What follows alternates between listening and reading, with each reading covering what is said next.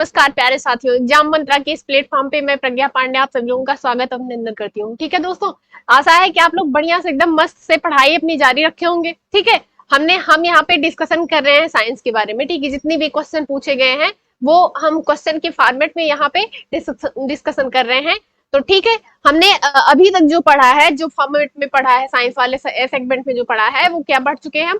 देखिए क्वेश्चन हमने हल करा है यहाँ पे। ठीक है, उसकी थ्योरी जो बीच बीच में आई है थोड़ी बहुत हमने डिस्कशन करी है।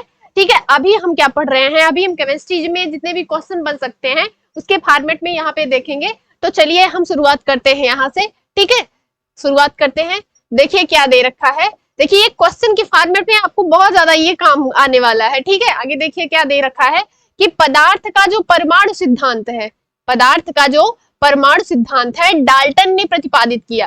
पर जो पदार्थ है उसका जो परमाणु सिद्धांत है किसने दिया है, तो डाल्टन ने दिया है। ठीक है, ठीक है, इनके अनुसार यानी कि डाल्टन के अनुसार जो पदार्थ है अत्यंत छोटे छोटे, किसमें, अत्यंत जो है छोटे छोटे अविभाज्य कण, यानी जो विभाजित नहीं हो सकते हैं, अविभाज्य कणों से मिलकर बना है। ठीक है, किसके बारे में बात कर रहा है कि पदार्थ जो है वो पदार्थ जो है अत्यंत छोटे छोटे अविभाज्य कणों से मिलकर बना है। ठीक है, जिन्हें क्या कहते हैं, जिन्हें परमाणु बोलते हैं। ठीक है, जिन्हें क्या कहते हैं, जिन्हें परमाणु कहते हैं। ठीक है, आगे देखिए क्या है कि दो न्यूट्रॉनों के बीच आकर्षण बल निम्नलिखित होते हैं। देखिए दो न्यूट्रॉन है, ठीक है, उनके बीच जो आकर्षण बल है, दो न्यूट्रॉनों के बीच जो आकर्षण बल है वो कौन कौन से हैं। पहला तो गुरुत्वीय बल है और दूसरा क्या है, नाभिकीय बल है। यानी कि पहला जो है वो ग्रेविटेशनल फोर्स कह सकते हैं, ग्रेविटेशनल फोर्स।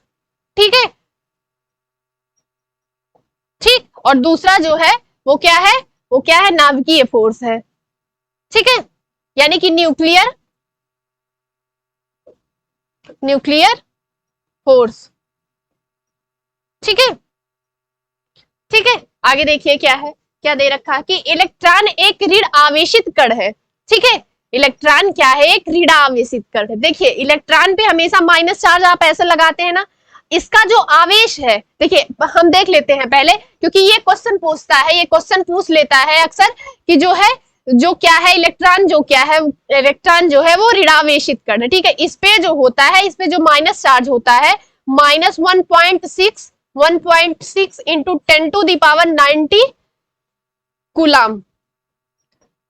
इस पे कितना आवेश रहता है, चार्ज, जो इलेक्ट्रॉन है पहला तो ये ऋणावेशित है। ठीक है, इस पे जो आवेश चार्ज होता है, जो इस पे आवेश चार्ज होता है वो कितने का होता है, तो 1.6 इंटू 10⁻⁻19 कूलम का जो है आवेश चार्ज होता है। ठीक है, आगे देखिए कि इसकी खोज किसने करी है, इसकी खोज जो है, इसकी खोज किसने करी है, तो जे थॉमसन ने करी है। किसने करी है, जे थॉमसन ने। और किस पर करी थी, कैथोड किरणों पर इन्होंने जो है क्या किया था, इन्होंने जो है इस कैथोड किरणों पे इलेक्ट्रॉन की जो है खोज करा था। ठीक है, देखिए देखिए ये 1897 में इन्होंने क्या करा है कि इन्होंने खोज करी है। किसने, जे थॉमसन ने 1897 में कैथोड किरणों पर इन्होंने प्रयोग किया और क्या निकल के आया, इन्होंने खोजा कि इलेक्ट्रॉन है और उस पर ऋणावेशित कण होता है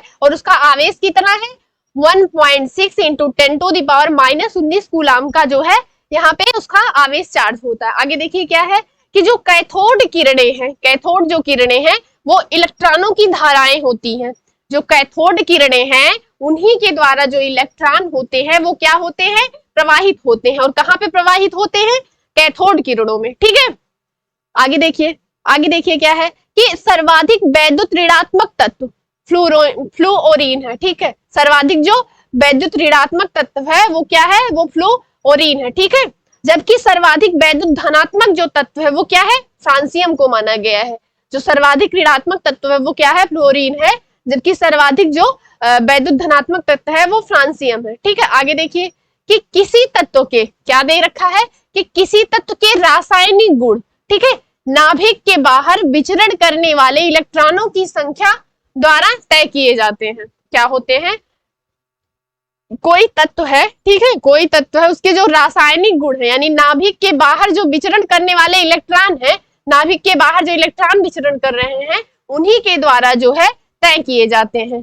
किसके बारे में बात कर रहा है कि किसी तत्व के रासायनिक गुण के बारे में यहाँ बात कर रहा है। ठीक है, आगे देखिए कि जो न्यूट्रॉन की खोज किसने करी है, तो न्यूट्रॉन की खोज जे चैडविक ने करी है 1932 में। देखिए न्यूट्रॉन पे भी आवेश चार्ज होता है। ठीक है, न्यूट्रॉन पे भी आवेश चार्ज होता है। तो जो न्यूट्रॉन पे आवेश चार्ज होता है, पहली बात तो ये न्यूट्रॉन जो है, न्यूट्रॉन से ही दिख रहा है कि न्यूट्रल कोई वर्ड होगा, जो इस पे आवेश चार्ज होता है वो जीरो चार्ज होता है। ठीक है, ये क्वेश्चन पूछा गया है। चूंकि आप इलेक्ट्रॉन पे देखेंगे तो माइनस चार्ज होता है 1.6 इंटू 10⁻⁻19 कूलम। तो न्यूट्रॉन पे भी पूछ लेता है कि इस पे कितना मतलब आवेश चार्ज होता है। तो ये न्यूट्रॉन से आप ऐसे समझ लीजिए कि ये न्यूट्रल हो सकता है, यानी इस पे जो आवेश होगा वो जीरो होगा।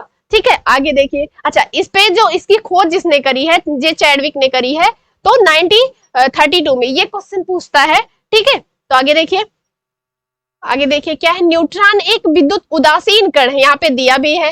ठीक है, न्यूट्रॉन क्या है, एक विद्युत उदासीन कण है। अब विद्युत उदासीन कण होने का रीजन क्या है, क्योंकि यहाँ का जो आवेश है, यानी न्यूट्रॉन पे जो आवेश लग रहा है वो जीरो चार्ज करता है। ठीक है, न्यूट्रॉन पे जो आवेश लग रहा है वो जीरो चार्ज कर रहा है। आगे देखिए क्या है कि न्यूट्रॉन का जो द्रव्यमान है हाइड्रोजन परमाणु के द्रव्यमान के लगभग बराबर होता है।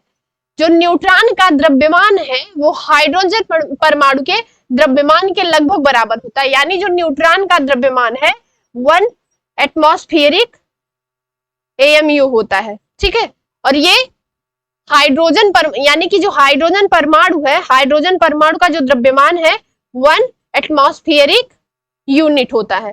यानी जो है न्यूट्रॉन का जो द्रव्यमान है हाइड्रोजन के द्रव्यमान के लगभग बराबर होता है, यानी कि एक ही AMU इसे भी मापा गया है। क्योंकि जो हाइड्रोजन परमाणु का द्रव्यमान है वो एक AMU होता है, यानी कि 1 एटमॉस्फेरिक यूनिट होता है, तो उसी के बराबर ये जो है माना गया है। ठीक है, आगे देखिए, आगे देखिए क्या है, देखिए क्या दे रखा है कि वे तत्व जिनके प्रोटॉनों की संख्या या परमाणु क्रमांक समान हो, ठीक है, और न्यूट्रॉनों की जो संख्या है वो भिन्न हो। कह रहा है कि कोई ऐसे तत्व जिनमें प्रोटॉनों की संख्या या कहिए परमाणुओं की जो संख्या है वो क्या है, समान है, और उसमें जो है न्यूट्रॉनों की जो संख्या है वो भिन्न भिन्न हो, तो वो ऐसे तत्व क्या कहलाते हैं, उन्हें समस्थानिक बोलते हैं। ठीक है, ठीक है, आगे देखिए, आगे देखिए क्या है कि परमाणु का जो संगठन है, ठीक है, संगठन करने वाले जो 3 मौलिक कण हैं वो इलेक्ट्रॉन, प्रोटॉन तथा न्यूट्रॉन है। देखिए ये क्वेश्चन तो आपसे पूछ लेता है कि मौलिक कण के बारे में पूछेगा तो अमूमन आप ये चीजें बता देंगे कि 3 मौलिक कण हैं, जो इलेक्ट्रॉन है, प्रोटॉन है तथा न्यूट्रॉन है। लेकिन इसमें और से मतलब और भी मौलिक कण है। देखिए अब तक जो है वो 30 मौलिक कण जो है, 30 मौलिक कण खोजे जा चुके हैं, मतलब वो आधार बेस में है इस टाइम मौलिक कण। ठीक है, तो सबसे ज्यादा तो ये आपको पता ही है कि प्रोटॉन, इलेक्ट्रॉन, न्यूट्रॉन की खोज किसने करी। प्रोटॉन की जो खोज है, प्रोटॉन की जो खोज है तो उसने गोल्डस्टीन ने करी है, गोल्डस्टीन ने करी है। ठीक है, न्यूट्रॉन की खोज हमने जैसा बताया है कि यहाँ देखिए न्यूट्रॉन की जो खोज है जे चैडविक ने करी है 1932 में। ठीक है, इलेक्ट्रॉन की खोज के बारे में आपने भी देख लिया कि जो इलेक्ट्रॉन की खोज है जे थॉमसन ने करी है। ठीक है, जे थॉमसन ने करा है। तो देखिए ये जो यहाँ पे देखिए ये क्या कह रहा है कि जो मौलिक कण है, तो मौलिक कण अगर आपसे पूछे तो इलेक्ट्रॉन, प्रोटॉन और न्यूट्रॉन तो आप बताएंगे ही बताएंगे, लेकिन अगर और भी आपसे मौलिक कण के बारे में पूछ ले तो क्या करेंगे। देखिए और भी मौलिक कण है, जैसे कि देखिए और भी मौलिक कण है, तो हम यहाँ पे देख लेते हैं मौलिक कण। ठीक है, पहला तो है फोटॉन, और फोटॉन की खोज किसने की है, तो आइंस्टीन ने की है, आइंस्टीन ने करी है, आइंस्टाइन या आइंस्टीन बोल सकते हैं आप। ये भी जो है क्या है, एक मौलिक कण है, ये भी परमाणु का संगठन करता है। और दूसरा देखिए कि पॉजिट्रॉन है। ठीक है, पॉजिट्रॉन है। ठीक है, दूसरा क्या है, पॉजिट्रॉन है। ठीक है, पॉजिट्रॉन है। ये सभी क्या है, ये सभी मौलिक कण है। ये क्वेश्चन पूछ लेता है। ठीक है, ये क्वेश्चन यहाँ से पूछ लेता है, तो आप इस पे देखिए। ठीक है, अच्छा इसकी जो खोज करी है वो किसने करी है, एंडरसन ने करी है, एंडरसन ने करी है। ठीक, एंडरसन ने करी है।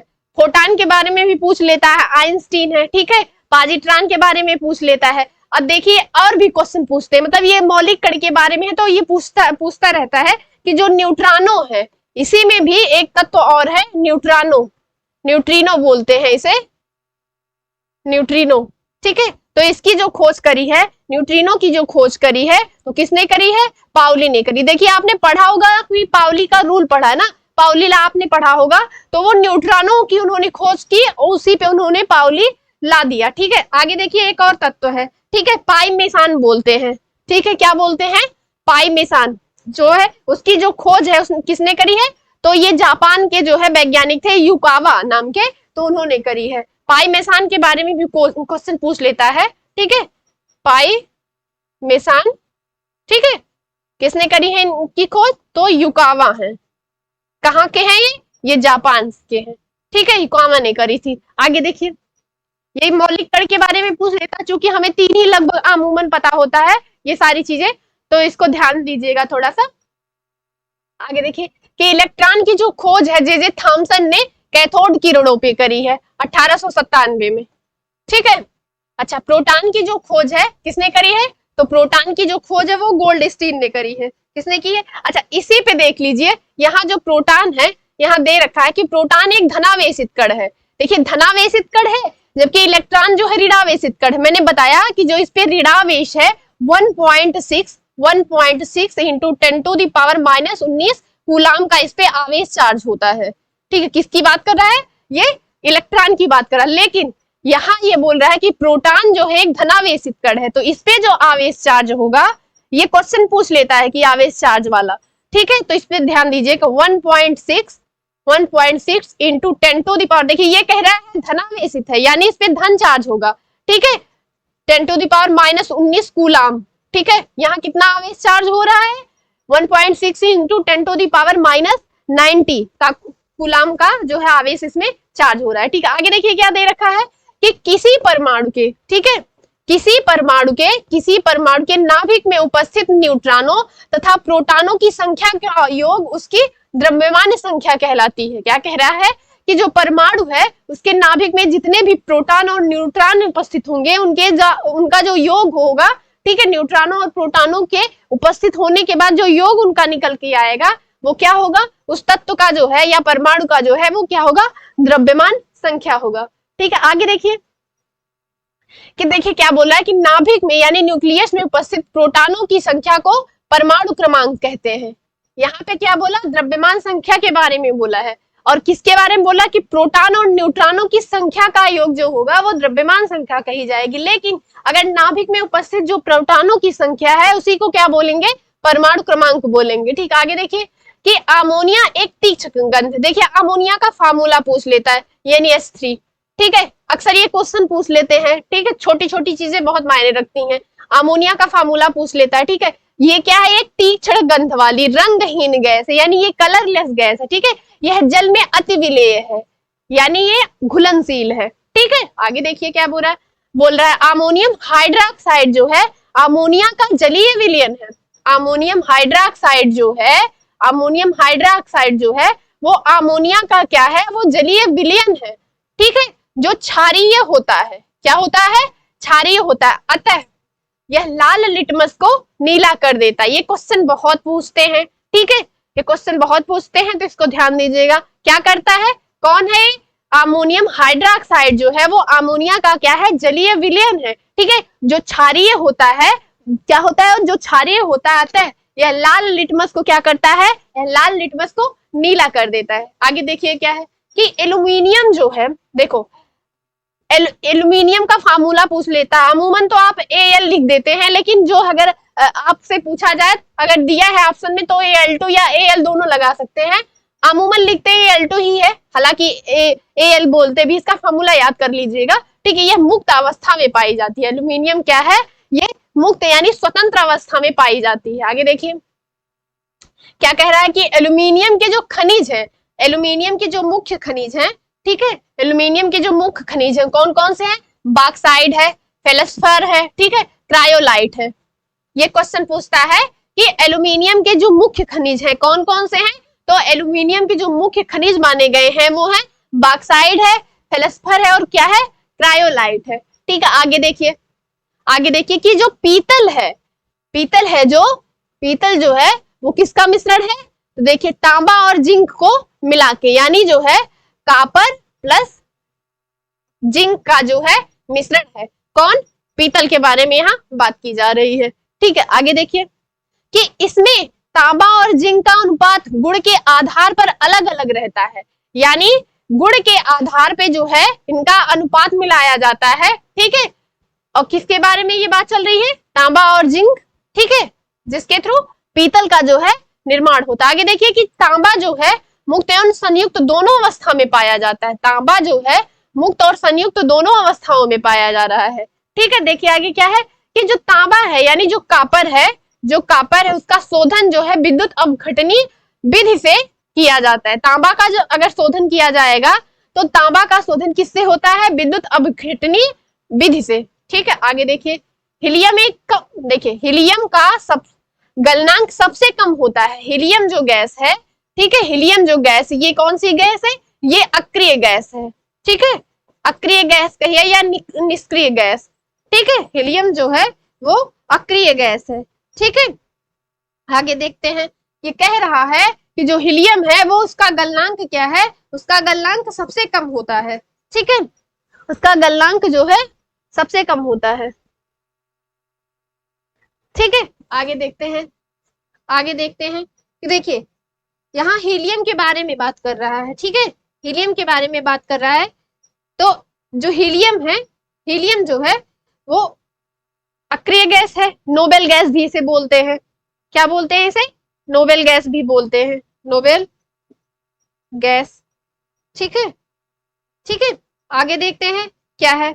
आगे देखिए कि इसका गलनांक जो है सबसे कम होता है। किसके बारे में बात कर रहा है? हीलियम के बारे में। इसका फार्मूला भी पूछ लेता है, मतलब संकेतक जो होते हैं उसके बारे में भी आप पूछ लेते हैं, तो He। ठीक है, हीलियम। आगे देखिए कि जो पारद है यानी कि जो मरकरी है, Hg। ठीक है, Hg अन्य धातुओं के साथ क्रिया करके धातु अमलगम बनाती है।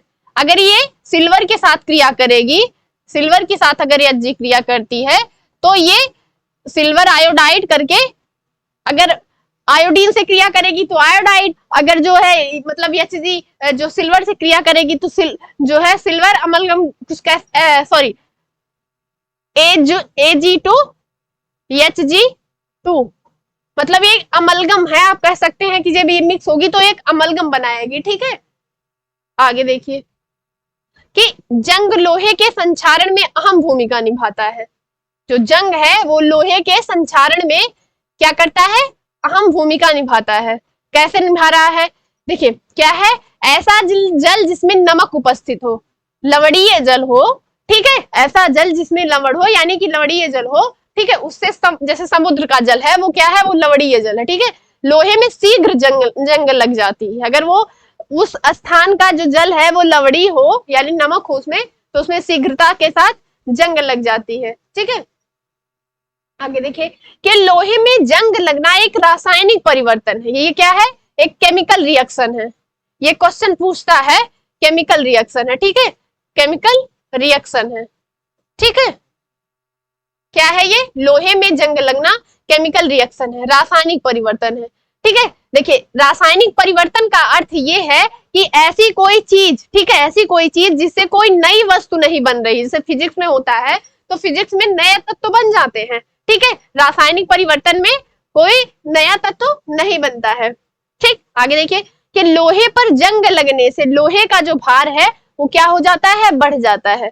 ठीक है, लोहे का जो भार होता है जंग लगने पे वो बढ़ जाता है। आगे देखिए, आगे क्या दे रखा है कि जो सोने की शुद्धता है, यानी ये सोने का फार्मूला पूछे तो क्या है? Au। ठीक है, ठीक है, सोने का जो फार्मूला है Au बोलते हैं उसे। ठीक, आगे देखिए कि सोने की जो शुद्धता है वो किसमें नापी जाती है?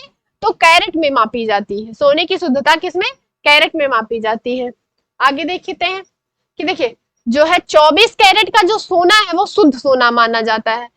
24 कैरेट का जो सोना है वो शुद्ध सोना माना गया है। ठीक है, ठीक है, आगे देखते हैं, देखिए क्या है कि 22 कैरेट का जो सोना होता है, जो 22 कैरेट का सोना होता है, ठीक है, उसको किस में यूज करते हैं?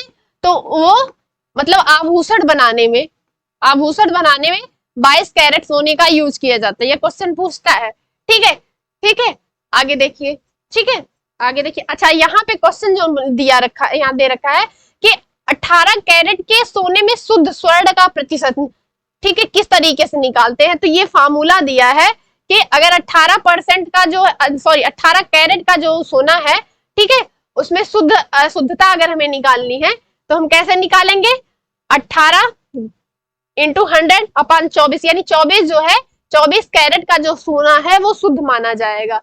तो उसमें शुद्धता कितनी आ जाएगी, 75%।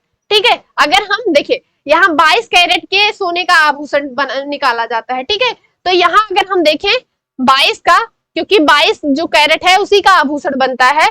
ठीक है, तो यहाँ पे हम ऐसे निकालेंगे। ठीक है, कट करेंगे, टोटल आ जाएगा 23, आई थिंक 237। ठीक है, ठीक है, ठीक है, कट करने के बाद लगभग 91 पॉइंट समथिंग करके कुछ आएगा। ठीक है, 91.66 जो है कैरेट का जो यहाँ पे हमें सोना मतलब जिसका आभूषण बनाया जाता है। ठीक है, यानी 22 कैरेट के सोने से आभूषण निर्मित होता है। ठीक है, आगे देखिए, आगे क्या दे रखा है कि लोहे की चादर पर जस्ते की परत चढ़ाना। लोहे की चादर है, ठीक है, लोहे की चादर है। अच्छा, इसमें आपको और भी क्वेश्चन पूछ लेते हैं। देखिए, जैसे मैंने बताया कि 22 कैरेट की सोने का आभूषण बनता है, तो इसी में देखिए क्या है कि एक झूठा सोना बोलते हैं। झूठा सोना किसे बोलते हैं, तो झूठा सोना, ये क्वेश्चन पूछा है। ठीक है, ये झूठा सोना, तो इसी को, झूठे सोने को क्या बोलते हैं, आयरन पायराइड। क्या बोलते हैं, आयरन पायराइड। इसी को क्या बोलते हैं, इसी को हम झूठा सोना बोलते हैं। ठीक है, अच्छा, इसका जो फार्मूला भी है Fe2, इसे क्या बोलते हैं, आयरन पायराइड, यानी कि झूठा सोना। ठीक है, आगे देखिए, आगे देखिए। अच्छा, एक क्वेश्चन, इसी को झूठा सोना क्या बोलते हैं, बेवकूफों का सोना। क्या बोलते हैं, बेवकूफों का सोना, बेवकूफों का सोना। ठीक है, किसके बारे में बात कर रहा है, तो झूठा सोना यानी आयरन पायराइड। इसका जो फार्मूला है Fe2। ठीक है, और इसी में एक और क्वेश्चन पूछता है कि सफेद सोना किसे बोलते हैं, सफेद सोना किसे बोलते हैं, सफेद सोना तो प्लेटिनम को बोला जाता है। किसको, प्लेटिनम की जो संकेत करते हैं, लिखते हैं पीटी से। ठीक है, लिख दे रहे हैं कि प्लेटिनम, यानी जो सफेद सोना है किसे बोलते हैं, प्लेटिनम को बोलते हैं। ठीक है, ठीक है, आगे देखिए जो क्वेश्चन है, आप इसको ध्यान से देखिएगा, क्योंकि ये क्वेश्चन पूछ लेता है कि झूठा सोना किसे बोलते हैं। ठीक है, झूठा सोना को आयरन पायराइड यानी Fe2 के नाम से जानते हैं। ठीक है, और इसी को बेवकूफों का सोना भी बोलते हैं। ठीक है, और जो सफेद सोना अगर पूछे, सफेद सोना जो पूछे तो क्या होता है, तो हम प्लेटिनम को सफेद सोना बोलते हैं। आगे देखिए कि क्या कह रखा है कि लोहे की चादर पर, किस पे, लोहे की जो चादर है, ठीक है, ठीक है, उस पर जस्ते की परत चढ़ाते हैं जब, उसी को क्या बोलते हैं, गैल्वेनाइजेशन, यानी कि यसद लेपन। ठीक है, लोहे की चादर है, उस पर जस्ते की अगर परत चढ़ाई जा रही है तो उसे क्या बोलते हैं, यसद लेपन, यानी कि गैल्वेनाइजेशन। ठीक है, आगे देखिए क्या कह रहा है, और जिंक की अगर परत चढ़ाई जाए लोहे पे तो गैल्वनीकृत लोहा बोलते हैं, गैल्वनीकृत लोहा बोलते हैं। यानी कि अगर लोहे पे जिंक की परत चढ़ाई जा रही है, यहाँ जस्ते की परत चढ़ाते हैं तो यसद लेपन बोलते हैं, और अगर जिंक की परत यानी जेडियन की जो है परत अगर चढ़ाएं तो गैल्वनीकृत लोहा बोलते हैं। ठीक है, ठीक है, आगे देखिए। अच्छा, जो अगर यहाँ पे एक क्वेश्चन और आ जाता है, मेरे माइंड में आ गया है, अगर स्वर्ण लेपन की बात हो, देखिए सोने पे क्या होता है कि स्वर्ण लेपन होता है। ठीक है, तभी तो आप देखते ना कि आर्टिफिशियल जो है ज्वेलरीज के बारे में देखते होंगे, तो उसपे क्या होता है कि वो जो आर्टिफिशियल ज्वेलरी होती है वो तो उसपे गोल्ड करके उसपे सोना यानी स्वर्ण लेपन किया जाता है। ठीक है, तो वो किस चीज का होता है, तो वो पोटेशियम ओरियासाइड करके कुछ, ओरिसाइड, पोटेशियम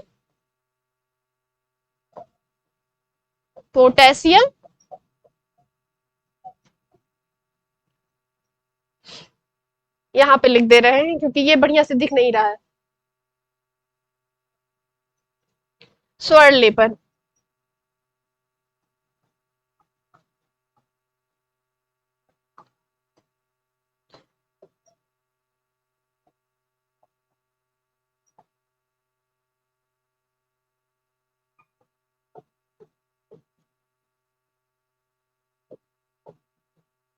ठीक है, पोटेशियम और साइनाइड, हमने क्या लिखा है, पोटेशियम और साइनाइड।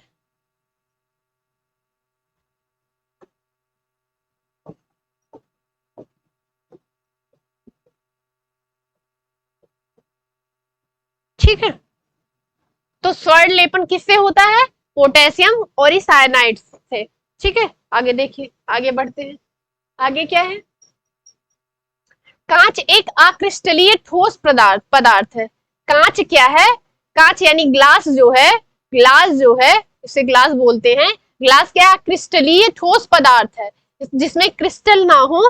ठीक है, वो क्या है, वो अक्रिस्टलीय में आता है। ठीक है, ये क्या है कि ठोस पदार्थ है। आगे देखिए, अगर आयरन में, आयरन का फार्मूला पूछ लेता है यफी, ठीक है, यफी, अगर आयरन को जंग लगने से रोकने के लिए, ठीक है, आयरन को जंग लगने से रोकने के लिए क्या क्या यूज होता है, पेंट कर देते हैं, ठीक है, ग्रीस लगा देते हैं, ठीक है, या जस्ता चढ़ा देते हैं। अगर जस्ता चढ़ाते हैं तो गैल्वेनाइजेशन की क्रिया यानी यसद लेपन की क्रिया होती है। ठीक है, आगे देखिए कि मुद्रा धातुओं की वैद्युत चालकता धातुओं में सबसे उच्च होती है।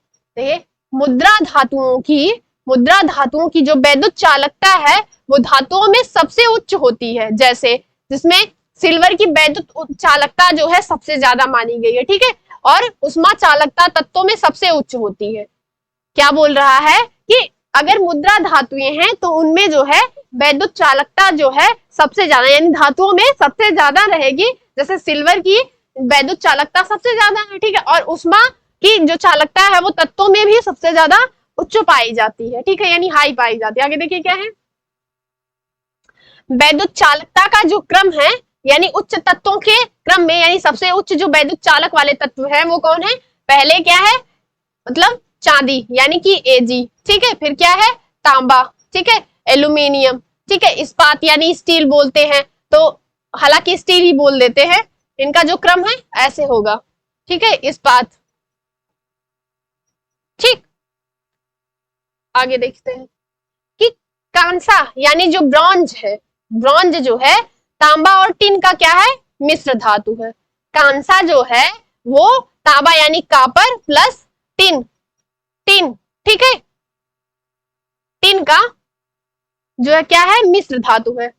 ठीक है, आगे देखिए, कांसे का उपयोग जो है, यानी जो कांसा है, कांसे का जो यूज है वो बर्तन और मूर्तियां बनाने में होता है। कांसे का जो यूज है वो मूर्तियां और बर्तन बनाने में होता है। ठीक है, आगे देखिए, लोहे का सबसे शुद्ध वाणिज्यिक रूप पिटवा लोहा है। ठीक है, लोहे का जो सबसे शुद्ध वाणिज्यिक रूप है वो क्या है, वो है पिटवा लोहा। देखिए, पिटवा लोहा को यहाँ जानते हैं क्या बोलते हैं, ये सबसे, इसमें कार्बन की मात्रा भी हम आगे देखेंगे शायद, कि इसमें सबसे जो है कार्बन की जो मात्रा है सबसे कम होती है, और ये सबसे शुद्ध लोहा होता है। ठीक है, इसमें कार्बन की मात्रा कम होती है 0.6 से, ठीक है, आई थिंक 0.6 से 0.98 है, कुछ ऐसा करके, सॉरी 0.6 से 0.25 है, आई थिंक 25। ठीक है, इसका परसेंटेज कितना है, तो इसमें कार्बन का सबसे कम परसेंटेज पाया जाता है, यानी जो लोहे का सबसे शुद्धतम यानी वाणिज्यिक रूप है वो क्या है, पिटवा लोहा। इसी को हम क्या बोलते हैं, ऑफ आयरन। ठीक है, ठीक, ठीक है, आगे देखिए, ठीक है,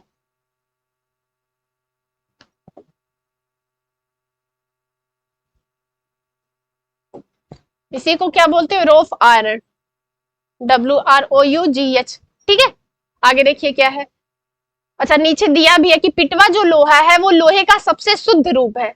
क्या है ये, सबसे शुद्ध रूप है। ठीक है, ठीक है, ठीक है, आगे देखिए, इसमें कार्बन की मात्रा स्टील से भी कम होती है। मैंने बताया कि इसमें कार्बन की मात्रा 1.6 से 0.6 से 0.25% के बीच में होती है। ठीक है, आगे देखिए, लो, यहाँ देखिए, कोयले की गुणवत्ता का जो निर्धारण है उसमें निहित कार्बन के अनुपात पर निर्भर करता है। कार्बन का अनुपात कितना है, इसी के अनुपात पे जो है कोयले की गुणवत्ता का निर्धारण किया जाता है।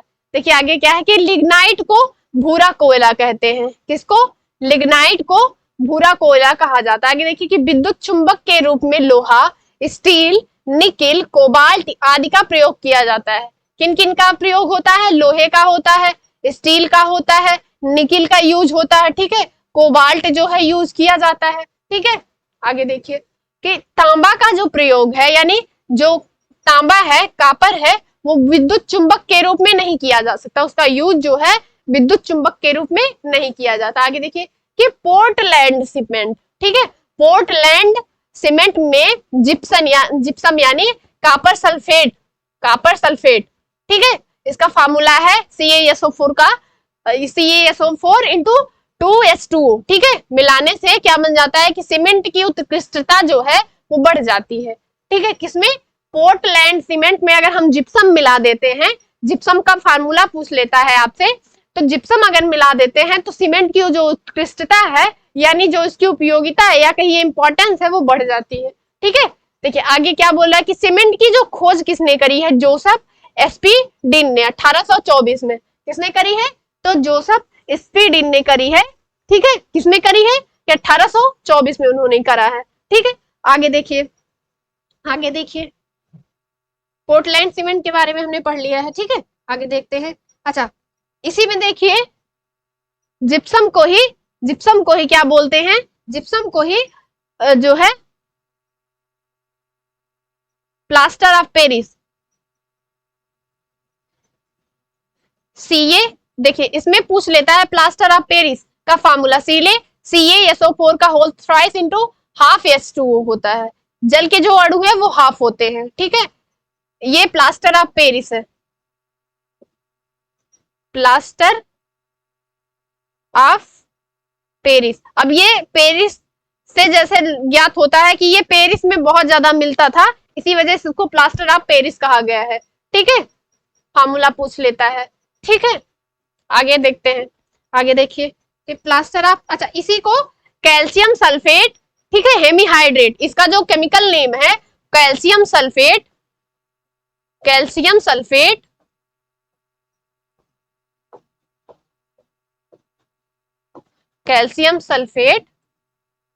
हेमीहाइड्रेट,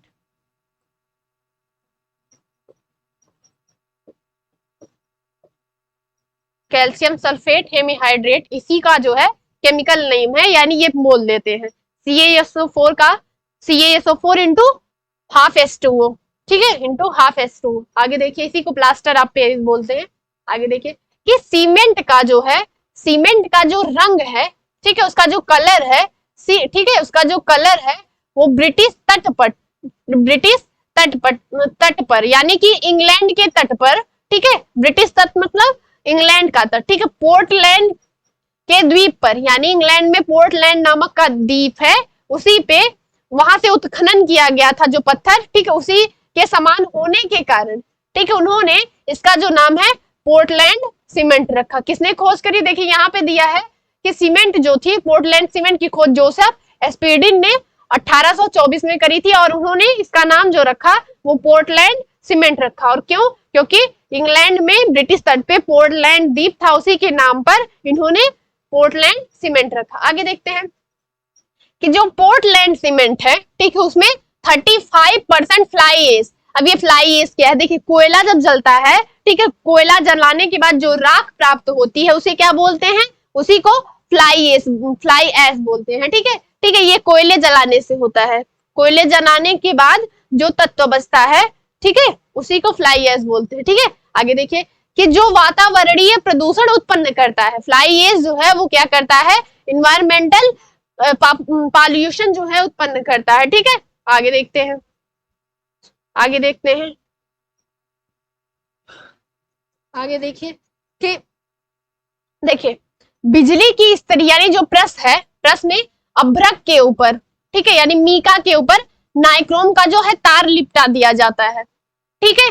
किससे लिपटा रहता है, बिजली का जो प्रेस है, इलेक्ट्रिक प्रेस जो है, उसमें अभ्रक के ऊपर, उसमें अभ्रक रहता है, उसके ऊपर नाइक्रोम का तार लिपटा रहता है, ठीक है। आगे देखिए कि अभ्रक एक अच्छा प्रतिरोधी है, क्या है ये, रेजिस्टेंस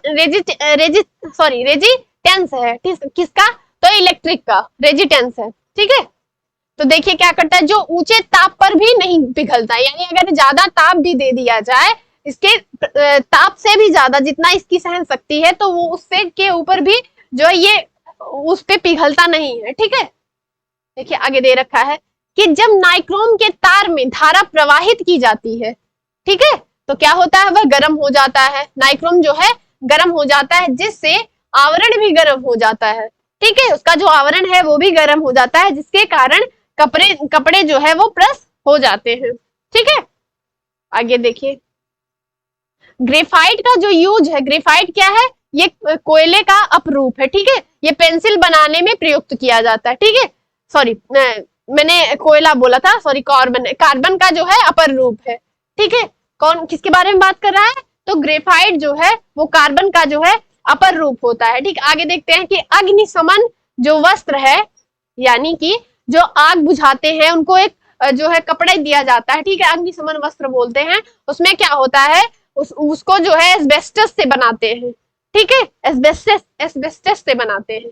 आगे देखिए कि स्वर्ण यानी जो सोना है एक्वारेजिया में घुल जाता है। देखिए अक्सर क्या होता है कि लोग अपना सोना जो है साफ करने के लिए जो है देते हैं, मतलब जो स्वर्णकार हो या जो साफ करता है उसको दे देते हैं, तो वो क्या करता है कि सोने को एक्वारेजिया में भिगा के रख देता है, और वो एक्वारेजिया क्या करता है कि सोने का जो मूल तत्व कह सकते हैं, उसमें बहुत मतलब तत्व जो होता है लगभग उसी एक्वारेजिया में एकत्रित हो जाते हैं, यानी जो स्वर्ण है उसका जो भार है वो कम हो जाता है, ठीक है। तो किसमें भिगोते हैं, एक्वारेजिया में, ठीक है, उसके बाद वो साफ हो जाता है, ठीक है। आगे देखिए क्या कह रहा है कि चांदी, ठीक है, तांबा और एल्यूमिनियम, इस्पात, स्वर्ण ऐसी धातुएं हैं जो प्रकृति में सदैव मुक्त अवस्था में पाई जाती है, ठीक है, ठीक है। कि कौन कौन के बारे में पूछ रहा है, तो कह रहा है कि चांदी, तांबा, एल्यूमिनियम, ठीक, जो इस्पात है और सोना जो है, ये सभी धातुएं क्या है, ये प्रकृति में सदैव जो है मुक्त अवस्था में पाई जाती है, ठीक है, किसमें पाई जाती है, मुक्त अवस्था में ये पाई जाती है, ठीक है। आगे देखिए कि जो टांका है यानी जो सोल्डर है, ठीक है, वो किसकी मिश्र धातु है, तो वो टिन की और सीसा की मिश्र धातु है। टांका किसकी मिश्र धातु है, देखिए मिश्र धातुओं से क्वेश्चन बन जाता है, तो आप इसको ध्यान दीजिएगा, ठीक है। टांका जो है वो टिन और सीसे का क्या है, मिश्रण है, ठीक है। आगे देखिए क्विक सिल्वर, क्विक सिल्वर का जो रासायनिक नाम है यानी पारद यानी कि पारा, Hg है, ठीक है, क्या है, Hg है, ठीक है। अब देखिए क्या आगे दे रखा है कि कार्बन का जो सर्वाधिक कठोर अपर रूप है वो क्या है, हीरा है। कार्बन का जो सर्वाधिक ठोस अपर रूप है, ठीक है, कार्बन का सर्वाधिक ठोस अपर रूप क्या है, तो हीरा यानी डायमंड को माना गया है, ठीक है। आगे देखिए कि पायस यानी कि इमल्सिफिकेशन, एक द्रव्य में द्रव्य का कोलाइडी निकाय है, क्या है कि जो पायस है जैसे कि दूध, वो क्या है कि द्रव्य में द्रव्य का कोलाइडी निकाय है, ठीक है। आगे देखते हैं जैसे दूध, पायसीकृत तेल, ठीक है, इमल्सिफाइड ऑयल जो है या इमल्सिफाइड जो मिल्क है वो क्या है, वो एक जो है द्रव्य में द्रव्य का कोलाइडी निकाय है, ठीक। आगे देखिए कि गहरे समुद्र में, ठीक है, कहा, गहरे समुद्र में, ठीक है, गोताखोरी के समय, यानी कि जब समुद्रों में जो है गोताखोर जो जाते हैं, गोताखोरी करने के लिए जाते हैं, तो अपने साथ क्या ले जाते हैं, तो वो अपने साथ जो है ऑक्सीजन और हीलियम के मिश्रण का जो है उपयोग करते हैं, यानी कि वो अपने साथ जो गैस सिलेंडर ले जाते हैं उसमें क्या क्या रहता है, उसमें ऑक्सीजन और हीलियम के मिश्रण जो है, हीलियम और ऑक्सीजन के मिश्रित जो आपको गैस मिलेगी वो यूज करते हैं डीप मतलब मैरीन में यानी गहरे समुद्रों में, ठीक है। कौन ले जाते हैं, ये क्वेश्चन पूछा भी है, तो आप इसे ध्यान दीजिएगा, किसमें ऑक्सीजन और हीलियम जो है गैस रहती है, ठीक है, उसे ले जाते हैं सब अपने साथ जो गैस सिलेंडर होता है, ठीक है। आगे देखिए क्या है कि मैग्नीशियम को यानी Mg को, मैग्नीशियम को डाव विधि द्वारा, किस विधि द्वारा, डाव विधि द्वारा समुद्र के लवण यानी मैग्नीशियम क्लोराइड, ठीक है, मैग्नीशियम क्लोराइड द्वारा निष्कासित जो है वो किया जाता है, डाव विधि द्वारा समुद्र से लवण द्वारा निष्कासित जो है किया जाता है। जो मैग्नीशियम निकल के आता है वो डाव विधि द्वारा मतलब समुद्र से निकालते हैं, वो लवण रूप में, लवणीय रूप में रहता है, उसका जो फॉर्मूला है वो मैग्नीशियम क्लोराइड यानी उसके जो जल के जो अणु है 6 अणु हैं, ठीक है।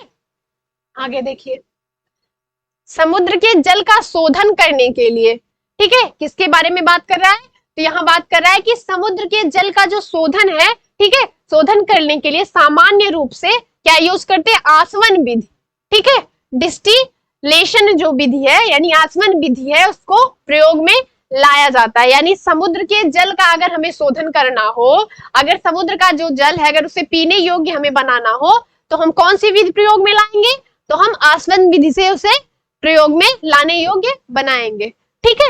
आगे देखिए, जो साधारण फिटकरी है, ठीक है, उसका जो रासायनिक नाम है पोटेशियम एल्यूमिनियम सल्फेट है, यानी इसका फार्मूला पूछता है अक्सर K2SO4 इंटू Al2SO4 का होल थ्राइस, ठीक है, इंटू 24S2, यानी जो हाइड्रोजन यानी जल के जो अणु हैं, ठीक है, उसके कितने अणु हैं जल के, तो 24S2 हैं, ठीक है।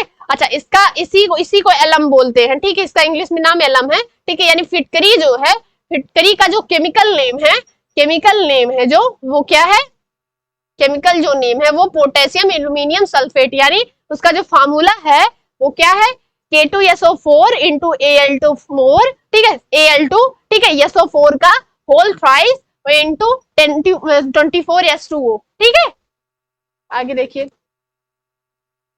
देखिए क्या दे रखा है कि देखिए फिटकरी क्या करती है, यानी एलम का जो कार्य है वो क्या करता है, रक्तस्राव को रोक देता है, ठीक है। क्या करता है, अगर चोट लगी है, ठीक है, अगर चोट लग गई है तो अगर आप उस पर फिटकरी लगा देते हैं तो क्या करता है, अगर रक्तस्राव हो रहा है तेजी से तो वो उसके रक्तस्राव को रोक देती है, ठीक है। इसका क्या कारण है, इसका कारण जो है कागुलेशन है, ठीक है, इसका कारण जो है यानी स्कंदन है,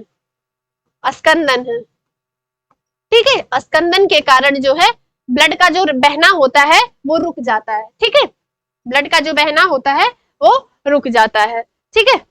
आगे देखते हैं, ठीक है, आगे देखते हैं। तो देखिए क्रिस्टलीकरण विधि यानी क्रिस्टलाइजेशन मेथड जो है वो ठोस पदार्थों के शोधन में प्रयुक्त होती है। अगर कोई ठोस पदार्थ है, ठीक है, कोई ठोस पदार्थ है, अगर उसका शोधन करना हो मतलब उसको निकालना हो उस जगह से, उसको यूज में लाना हो यानी शोधन करना हो, तो हम क्या कौन सी विधि यूज करते हैं, क्रिस्टलाइजेशन मेथड। और ये किसके बारे में कर रहा है कि ठोस कोई पदार्थ है अगर उसका शोधन करना हो तब यूज करेंगे, ठीक है। ये अक्सर क्वेश्चन पूछता है, ठीक है। आगे देखिए क्या कि अशुद्ध जल यानी इसी को क्या बोलते हैं, शुद्ध जल, ठीक है, इसी को क्या बोलते हैं, शुद्ध जल, ठीक है। जल का सबसे शुद्धतम रूप है, क्या है, जल का जो है सबसे शुद्धतम रूप है, ठीक है। जबकि वायु जो है विभिन्न गैसों का सामांगी मिश्रण है। सामांगी मिश्रण क्या होते हैं, जिनमें विभिन्न गैसें जो है सम्मिश्रित रूप में रहती हैं, उन्हें क्या बोलते हैं, सामांगी बोलते हैं, ठीक है। तो यहाँ पे क्या किसके बारे में बात कर रहा है कि अशुद्ध जल जो है सबसे शुद्धतम रूप होता है, ठीक है। इसी को ड्यूटीरियम ऑक्साइड भी बोलते हैं, D2O, ठीक है, ड्यूटीरियम ऑक्साइड, इसी को क्या बोलते हैं, ड्यूटीरियम ऑक्साइड,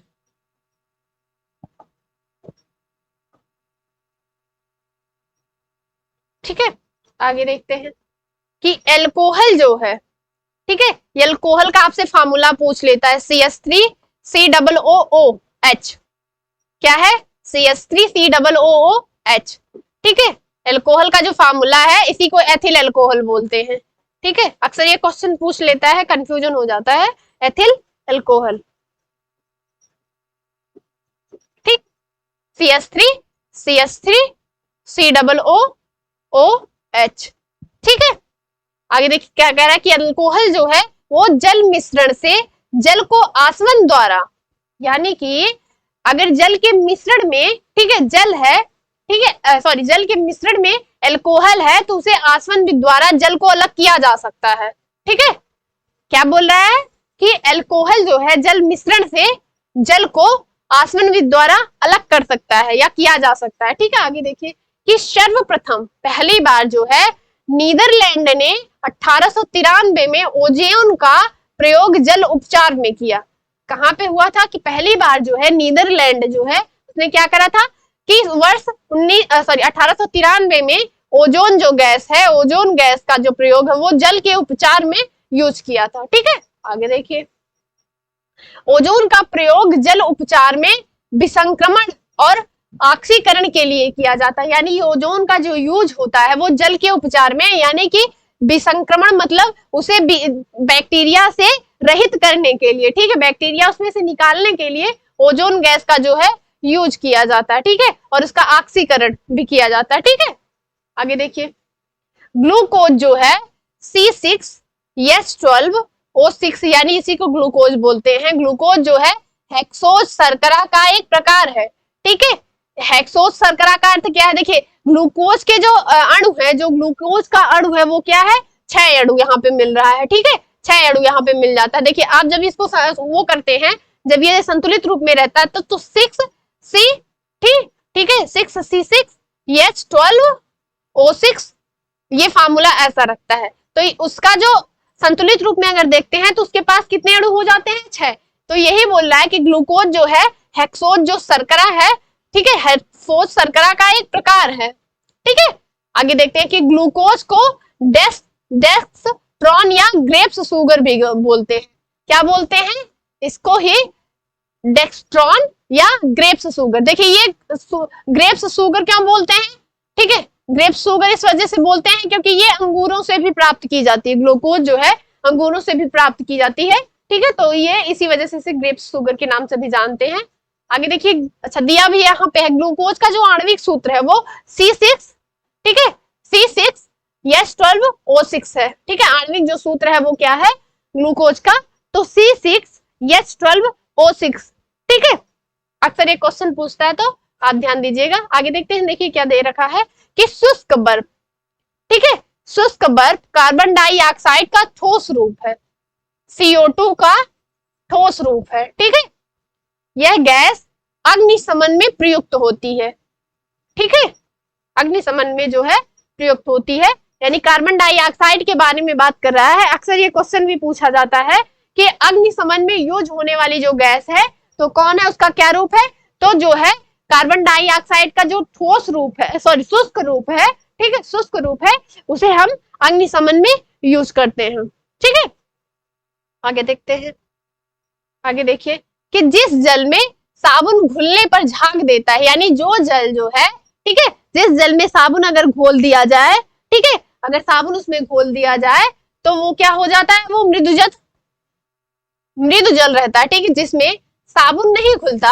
अच्छा, जिस जल में कह रहा है कि यहाँ पे जिस जल में साबुन नहीं घुलता है अथवा झाग नहीं वो देता है, वो क्या है, वो कठोर जल के रूप में आता है। यानी जिस जल में साबुन घुल जा रहा है उसे क्या बोलते हैं, मृदु जल। यहाँ जत लिखा है तो मृदु जल बोलते हैं, ठीक है, मृदु जल, ठीक है, सॉफ्ट कह सकते हैं आप। आगे देखिए कि जिसमें साबुन घुलता ही नहीं है, यानी कि जो झाग नहीं दे सकता है वो है, वो क्या है, वो कठोर रूप, यानी जल का कठोर रूप है। आगे देखिए, आगे देखिए क्या दे रखा है कि आग को बुझाने के लिए कार्बन डाइऑक्साइड गैस प्रयोग की जाती है। मैंने बताया कि अग्निशमन में जो है कौन सी गैस यूज होती है, तो कार्बन डाइऑक्साइड का जो शुष्क रूप होता है अग्निशमन जो है अग्निशमन यंत्रों में उसका प्रयोग होता है। आगे देखिए कि ये कह रहा है अगर आग लगी है तो बुझाने के लिए कौन सी गैस यूज होगी, तो कार्बन डाइऑक्साइड गैस जो है प्रयोग की जाएगी, ठीक है। यह जलने में सहायक नहीं होती है, ठीक है, यह जलने में सहायक नहीं होती। और कौन सी गैस ऐसी है जो जलने में सहायक है, तो ऑक्सीजन जो गैस है, ठीक है, ऑक्सीजन जो गैस है वो जलने में बहुत तेजी से सहायक होती है, ठीक है। आगे देखिए, रासायनिक दृष्टि से चूने के पानी को कैल्शियम हाइड्रोक्साइड कहते हैं, ठीक है।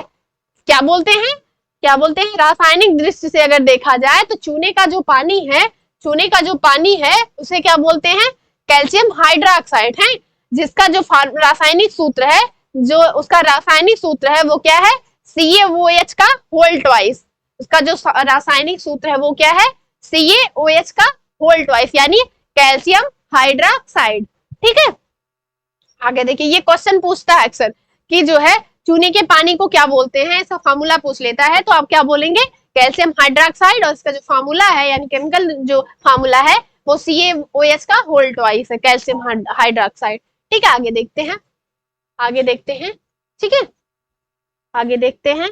आगे देखिए क्या दे रखा है कि वनस्पति तेलों को, ठीक है, वनस्पति तेलों को हाइड्रोजन गैस के साथ निकेल की उपस्थिति में, यानी निकेल की उपस्थिति है, ठीक है, उसे संतृप्त वसाओं में परिवर्तित किया जाता है। किसके बारे में बात कर रहा है कि वनस्पति तेलों को हाइड्रोजन गैस के साथ, किसके साथ, हाइड्रोजन गैस, ठीक है, हाइड्रोजन गैस के साथ निकेल की उपस्थिति रहती है, ठीक है, उसे किसमें चेंज करते हैं, तो सैचुरेटेड जो फैट है उसमें चेंज किया जाता है, यानी संतृप्त वसा में परिवर्तित किया जाता है, ठीक है। इसी क्रिया को क्या बोलते हैं, हाइड्रोजनीकरण, हाइड्रोफिकेशन, इसी को क्या बोलते हैं, हाइड्रोफिकेशन या हाइड्रोजनीकरण, ठीक है। किसके साथ कह रहा है कि जो वनस्पति तेल है उसमें क्या होते हैं, हाइड्रोजन गैस के साथ अगर निकेल की उपस्थिति रहेगी तो ये संतृप्त वसा में चेंज होगा, ठीक है। इसी विधि को क्या बोलते हैं, हाइड्रोजनीफिकेशन यानी हाइड्रोजनीकरण। आगे देखते हैं कि जिन ग्लिसराइडों का गलनांक जो है 20 डिग्री सेल्सियस से कम है, ग्लिसराइड जो है, ठीक है, ग्लिसराइड की जो प्राप्ति होती है वो किससे होती है, तो ग्लिसराइडों की जो प्राप्ति होती है वो पेट्रोलियम से होती है, ठीक है। तो यहाँ दे रहा है कि जिन ग्लिसराइडों का जो गलनांक है 20 डिग्री सेल्सियस से कम है वे तेल कहलाते हैं, ठीक है। जबकि अगर इनका गलनांक जो है 20 डिग्री सेल्सियस से ऊपर है तो ये क्या कहलाते हैं, वसा कहलाते हैं, यानी फैट, ठीक है, फैट कहलाते हैं। आगे देखिए, अब देखिए क्वेश्चन पूछता है, ठीक है, क्वेश्चन पूछता है कि जो ब्लीचिंग पाउडर है, ब्लीचिंग पाउडर है उसका जो फार्मूला है वो क्या है, CaCl2 यानी कैल्शियम हाइपोक्लोराइड, क्या बोलते हैं ये, इसका केमिकल नेम क्या है, केमिकल फार्मूला क्या है, CaCl2, ठीक है, और इसका रासायनिक जो नाम है वो क्या है, कैल्शियम हाइपोक्लोराइड, ठीक। आगे देखते हैं, और ये किसके बारे में, ब्लीचिंग पाउडर के बारे में बात कर रहा है, अक्सर क्वेश्चन पूछता है ये, ठीक है। आगे देखिए कि ब्लीचिंग पाउडर का जो यूज है, उसका यूज जो है क्लोरोफॉर्म तथा क्लोरीन गैस बनाने में भी किया जाता है। ब्लीचिंग पाउडर का जो यूज है वो क्लोरोफॉर्म, ठीक है, क्लोरोफॉर्म, ठीक है, और क्लोरीन गैस Cl2 गैस को बनाने में जो है प्रयोग किया जाता है, ठीक है, ठीक है। आगे देखते हैं, आगे देखते हैं, ठीक है।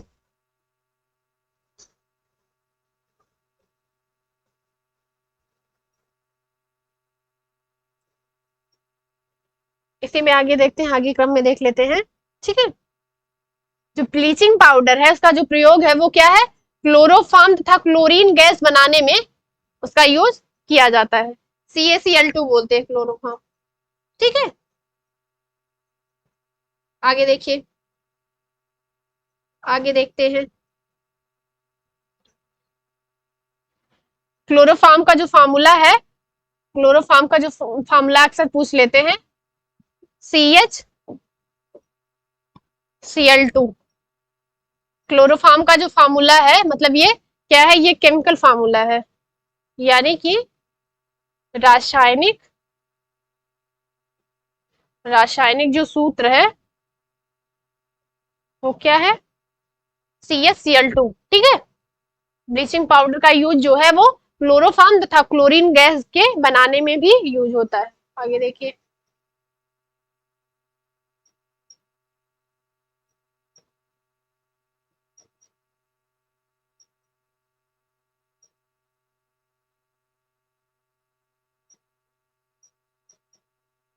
आगे देख लेते हैं, ठीक है, आगे देखते हैं। देखिए आगे क्या दे रखा है, ठीक है,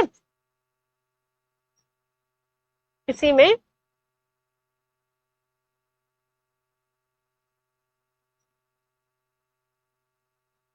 चलिए आगे देखते हैं, यहां से शुरू करते हैं। देखिए क्या दे रखा है कि क्षारीय मिट्टी, ठीक है, क्षारीय मिट्टी में जिप्सम का प्रयोग करके उसे फसल उगाने युक्त बनाया जाता है, ठीक है। जो क्षारीय मिट्टी है, ठीक है, जैसे यूपी की जो कह सकते हैं आप उत्तर पूर्वी यानी जो गिरपादीय मिट्टियां हैं उसमें क्या है, उसमें जिप्सम की कमी पाई जाती है, ठीक है, उसमें क्षारीयता ज्यादा होती है। क्षारीयता ज्यादा क्यों होंगी, क्योंकि जो है बाढ़ की वजह से निच्छालन हो जाता है मिट्टियों का, ठीक है, इसकी वजह से क्या होता है कि क्षारीय मिट्टियों में जिप्सम की कमी पाई जाती है, ठीक है। तो जिप्सम का प्रयोग करेंगे तो उस जो है वो जो मिट्टी है वो उपयुक्त बनाई जा सकती है फसल उगाने के लिए। आगे देखिए, किसी भी ईंधन की गुणवत्ता की माप, किसी भी ईंधन है उसकी गुणवत्ता की जो माप है ऑक्टेन संख्या से की जाती है।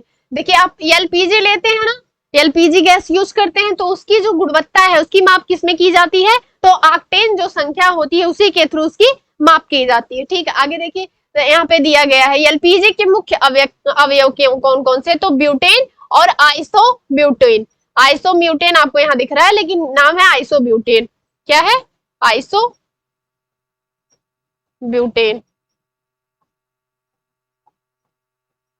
ठीक, एलपीजी के मुख्य अवयव जो है वो क्या है, ब्यूटेन है तथा आइसोब्यूटेन है। ठीक है, आगे देखते हैं कि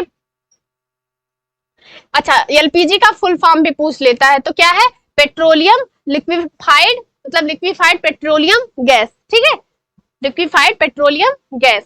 आगे देखिए कि प्राकृतिक गैस में यानी नेचुरल गैस में मुख्यतः मेथेन गैस होती है, यानी मेथेन का जो फार्मूला वो क्या है, CH4 है। ठीक है, मेथेन गैस होती है। ठीक है, आगे देखिए जो अपेक्षाकृत हल्की गैस है, क्या है ये, हल्की गैस है। ठीक है, आगे देखिए मेथेन गैस को ही मार्स गैस कहते हैं, इसको क्या कहते हैं, इसी को ही मार्स गैस कहते हैं, मार्स गैस। ठीक है, इसी को क्या बोलते हैं, यहाँ लिख देते हैं मेथेन को मार्स गैस। अच्छा ये मेथेन जो है, मेथेन गैस जो है कहाँ से निकलती, क्वेश्चन पूछ लेता है तो देखिए धान के खेतों से। ठीक है, धान के खेतों से मेथेन गैस निकलती है और जो जानवर हैं, जानवर जब जुगाली करते हैं, ठीक है, जुगाली करते हैं तो क्या छोड़ते हैं, वो मेथेन गैस निकालते हैं। ठीक है, ये क्वेश्चन पूछ लिया जाता है। ठीक है, इसी को मार्स गैस भी कहते हैं। ठीक है, ये हल्की गैस है, क्या है ये हल्की गैस है। आगे देखिए कि पाइप्ड यानी पाइप्ड नेचुरल गैस जो है, पाइप्ड नेचुरल गैस का जो मुख्यतः जो है प्रयोग जो है क्या करने में होता है, भोजन बनाने में होता है। पाइप्ड नेचुरल गैस का जो प्रयोग है मतलब पाइप के थ्रू जो है एलपीजी गैस या नेचुरल गैस जो है घरों में पहुंचाना, जिसके थ्रू क्या होता है कि वो भोजन बनाने में यानी भोजन बनाने में यूज की जाती है। ठीक है, आगे देखिए कि घरों में प्रयोग होने वाले गैस गीजरों में भी इसका प्रयोग होता है। किसके बारे में बात कर रहा है, तो पाइप्ड नेचुरल गैस के बारे में बात कर रहे हैं। ठीक है, यूज कहाँ होता है, तो घरों में भोजन पकाने के लिए होता है और जो गीजर होते हैं उसमें भी इसका यूज किया जाता है। आगे देखिए क्या कह रहा है, रॉकेट में ईंधन के रूप में द्रव्य हाइड्रोजन यानी लिक्विड हाइड्रोजन और लिक्विड ऑक्सीजन का जो है प्रयोग किया जाता है। किसके बारे में बात कर रहा है कि रॉकेट में जो फ्यूल के रूप में हम क्या यूज करते हैं, तो लिक्विड हाइड्रोजन डालते हैं। ठीक है, और लिक्विड जो है ऑक्सीजन का जो है प्रयोग करते हैं। किसमें बात, देखिए ये क्वेश्चन इंपॉर्टेंट हो जाता है क्योंकि अभी चंद्रयान 3 जो है गया है तो आपसे पूछ भी सकता है ऐसा कुछ, तो आप इसे ध्यान दीजिएगा। अक्सर क्वेश्चन पूछ लेते हैं थोड़ा जो अनजाना टाइप का दिखता है। ठीक है, आगे देखिए कि क्या कह रहा है कि रॉकेट में जो है यानी रॉकेट में जो ईंधन के रूप में अगर देखा जाए, फ्यूल के रूप में देखा जाए तो लिक्विड हाइड्रोजन और लिक्विड ऑक्सीजन का जो है यहाँ पे प्रयोग किया जाता है। ठीक है, आगे देखते हैं, आगे देखिए कि पेट्रोल से लगी आग को बुझाने में जल प्रभावी नहीं होता है। ठीक है, अगर पेट्रोल से आग लग जाती है तो आप सोचे कि जल से हम बुझा दें यानी पानी डाल के बुझा दें तो वो बुझता नहीं है। क्यों नहीं बुझता है, क्योंकि जल और पेट्रोल एक दूसरे में अमिश्रणीय है, यानी कि ये दोनों अलग अलग हो जाते हैं, मिलते नहीं है। ठीक है, और पेट्रोल ऊपरी परत पे बनता है। ठीक है, ऊपरी परत पे, दरअसल अगर पानी आप डालेंगे तो जो पेट्रोल है वो नीचे ना जाके पानी के ऊपरी सतह पे आ जाएगा, और जब ऊपरी सतह पे आएगा, आग लगी ही है तो वो और तेजी से मतलब उसको ज्यादा फ्यूल मिलेगा, तेजी से जलेगा। ठीक है, ठीक है, अतः जलता रहता है। ठीक है, आगे देखते हैं। अब देखिए कि जो पेट्रोल से अगर आग लगी है, पेट्रोल से लगी आग को बुझाने के लिए फोम प्रकार के अग्निशामक का प्रयोग करते हैं, यानी जो फोम टाइप के जो है पदार्थ होते हैं, ठीक है, उनका जो यूज होता है, फोम मतलब झाग जैसा कुछ पदार्थ, ठीक है, उसका यूज जो है प्रयोग किया जाता है। किसके लिए, अगर पेट्रोल से आग लगी है तो। ठीक है, आगे देखते हैं। रेयान को पहले कृत्रिम सिल्क कहते थे। जो रेयान है मतलब रेयान है वो पहले आर्टिफिशियल सिल्क कहलाता था। पहला जो आर्टिफिशियल सिल्क है वो रेयान को बोला गया है। ठीक है, आगे देखते हैं कि रेयान जो है एक पॉलीसेकेराइड है। रेयान क्या है, ये एक पॉलीसेकेराइड है। ठीक है, पॉलीसेकेराइड का अर्थ होता है यहाँ बहुलक से है। ठीक है, ठीक है, पॉलीसेकेराइड का अर्थ ठीक है, बहुलक है। आगे देखिए कि ये दूसरे के बारे में, पॉलीथीन के बारे में बात कर रहा है। पॉलीथीन एक पॉलीमर यानी बहुलक है। पॉलीसेकेराइड मतलब बहुत से जो है सेकेराइड से मिलके जो है वो बना है। रेयान जो है बहुत से सेकेराइड मिला के बनाया गया है। ठीक, आगे देखते हैं। पॉलीथीन क्या है? एक पॉलीमर है यानी एक बहुलक है जिसका मोनोमर एथिलीन, यानी इसका जो फॉर्मूला है, मोनोमर का मतलब होता है कि दो तत्व। ठीक है, दो तत्व। एथिलीन के जो है दो तत्व, यानी देख रहे हैं आप कि CH2 डबल बॉन्ड से जुड़ा है CH2 से, मतलब यहाँ डबल बॉन्ड है CH2 का, यानी एथिलीन का जो फॉर्मूला है वो क्या है? CH2 double bond CH2। ठीक है, आगे देखिए। बहुलक या पॉलीमर, ठीक है, बहुत अधिक अणु मात्रा वाला कार्बनिक यौगिक होता है। ठीक है, जो बहुलक होता है उसमें बहुत अधिक मात्रा में क्या होता है कि जो है वो कार्बनिक यौगिक होता है। ठीक है, आगे देखते हैं कि व्यापारिक वैसलीन, व्यापारिक यानी व्यापारिक वैसलीन जो है वो पेट्रोलियम द्वारा निकाली जाती है। किसके द्वारा? पेट्रोलियम द्वारा, यानी जब पेट्रोलियम का जो है निष्कर्षण किया जाता है, ठीक है, शोधन किया जाता है, तो उसी तत्व से ही वैसलीन का भी निर्माण किया जाता है। जेली जैसा पदार्थ रहता है, उसी से वैसलीन भी बनाई जाती है। ठीक है, आगे देखिए। हाइड्रोकार्बन का जो प्राकृतिक स्रोत है वो क्या है? जीवभार है यानी बायोमास। क्या है? बायोमास। ठीक है, ठीक। हाइड्रोजन का प्राकृतिक स्रोत जो है वो क्या है? जीवभार यानी बायोमास है। ठीक है, टेरिलीन क्या है? टेरिलीन से कपड़ा बनाया जाता है। ठीक है, टेरिलीन क्या है कि न्यूनतम ज्वलनशील रेशा है। ठीक है, ये सबसे कम जलता है। ठीक है, किसके बारे में बात कर रहा है कि टेरिलीन से कपड़े बनाए जाते हैं। ठीक है, ये सबसे कम ज्वलनशील रेशा है। ठीक है, आगे देखिए। आगे देखिए, वाणिज्य में यानी कृषि कह सकते हैं, मार्केटिंग जो होती है उसमें वाणिज्य में कृत्रिम रेशा को टेरिलीन बोलते हैं। यानी जो टेरिलीन है वो क्या है? वो आर्टिफिशियल फाइबर है। क्या है? आर्टिफिशियल जो है फाइबर है। ठीक है, आगे देख लेते हैं। देखिए 6 अगस्त, कल मैंने बताया था, कल ठीक है थोड़ा सा मिस्टेक हो गया था, ठीक है, उसे सुधार लीजिएगा आप। ठीक है, 6 अगस्त 1945 को अमेरिकी वायुसेना ने जापान के हिरोशिमा पर परमाणु बम लिटिल बॉय गिराया था। ठीक है, हिरोशिमा पे जो यूएसए ने परमाणु बम गिराया था वो क्या था? उसका क्या नाम था? Little boy. ठीक है, अच्छा 9 अगस्त को उसने फिर गिराया था नागासाकी पे, तो उसका जो नाम था वो फैट मैन था। 9 अगस्त 1945 को ही किस पे गिराया था उसने? नागासाकी पे, नागासाकी पे। उसका जो नाम था, ठीक है, परमाणु बम का जो नाम था वो नाम था कि फैट मैन। जो नागासाकी पे उसने गिराया था उसका नाम फैट मैन था, और जो उसने हिरोशिमा पे गिराया था उसका जो नाम था वो लिटिल बम था। ठीक है, आगे देखिए कि चॉकलेट जो है, ठीक है, चॉकलेट जो है वो स्वास्थ्य के लिए हानिकारक हो सकते हैं। क्या होते हैं ये? स्वास्थ्य के लिए हानिकारक हो सकते हैं, क्योंकि इसमें कैडमियम यानी CD और लेड यानी PB, ठीक है, ये उसका संकेत है। कैडमियम और लेड यानी सीसा की मात्रा अधिक होती है।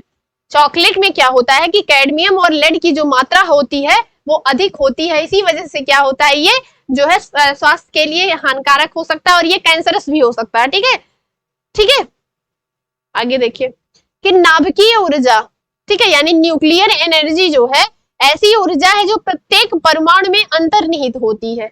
जो न्यूक्लियर एनर्जी है, ठीक है, जो न्यूक्लियर एनर्जी है वो प्रत्येक परमाणु में क्या होती है?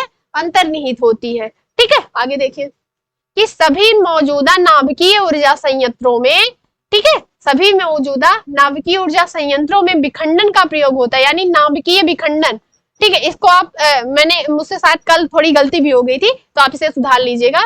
नाभिकीय विखंडन यानी न्यूक्लियर फ्यूजन। ठीक है, न्यूक्लियर फ्यूजन किसके बारे में बात कर रहा है यहाँ? सभी मौजूदा नाभिकीय ऊर्जा संयंत्रों में, जो ऊर्जा संयंत्र है उसमें विखंडन का प्रयोग होता है, यानी नाभिकीय विखंडन यानी न्यूक्लियर फ्यूजन की बात कर रहा है। ठीक है, आगे देखिए। ठीक है, इसी के क्रम में हम आगे कल से बढ़ेंगे। ठीक है, आज के लिए बस इतना ही है। ठीक है, आज के लिए बस इतना है, इसी के क्रम में हम कल आगे से बढ़ेंगे। ठीक है, तो बहुत बहुत धन्यवाद आप सभी का।